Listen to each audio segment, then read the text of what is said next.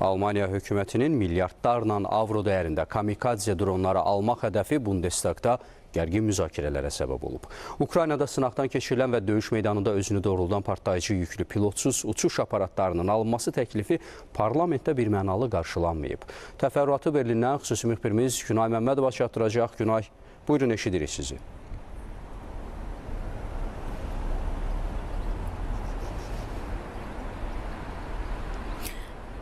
Bəli, Almaniya parlamenti Bundestag müdafiə naziri Boris Pistoriusun kamikadze dronlar üçün planlaşdırdığı büdcəni əhəmiyyətli dərəcədə azaltdı.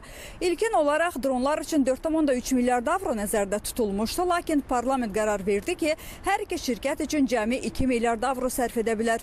Bu deməkdir ki, Bundeswehr dronları ala biləcək, amma planlaşdırılandan çox daha az sayda. İki sabit sifariş hər şirkət üçün təxminən 268 milyon avro təşkil edir. Və Stark şirkətləri və bütün sonraki sifarişlər yalnız büdcə komitəsinin xüsusi təsdiqi ilə həyata keçiriləcək. Bundan əlavə dronların keyfiyyəti ciddi şəkildə yoxlanılacaq. Müdafiə Nazirliyi hər iki dronun kvalifikasiyasını sübut etməlidir.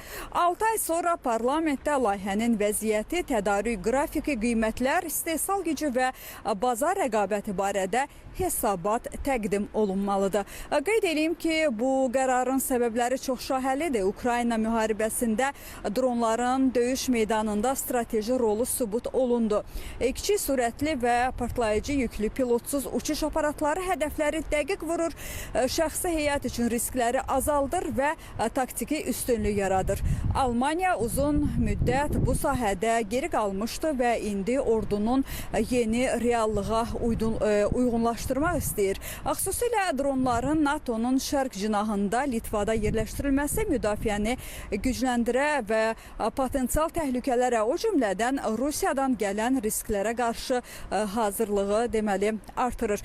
Texniki baxımdan dronlar Lothringen München tipinə aiddir. Yəni müəyyən ərazidə dolaşaraq operatorun seçdiyi hədəfə yönəlir. Helsing şirkətinin HX2 dronu katapultla start götürür. 12 kiloqram çəkisi var və 100 kilometrə qədər məsafədə artilleriya, zirehli texnika və digər hədəfləri vura bilir. Stark şirkətinin Virtus dronu isə öz başına qalxış eləyə bilir və 80 sm qalınlığında zirehli piltəni yarmaq qabiliyyətinə malikdir. Hər iki dron Almaniya üçün ayrıca testlərdən keçib və sərt standartlara uyğun hazırlanıb. Ümumilikdə bu proqram Bundeswehr üçün yeni dövr açır. Dronlar taktiki üstünlük təmin edəcək, ordunun sürətli və dəqiq hərəkət etməsinə imkan yaradacaq və NATO'nun şərq sərhəddində müdafiəni gücləndirəcək. Belə çatdıracaqlarım bu qədər. Buyurun, söz sizdə.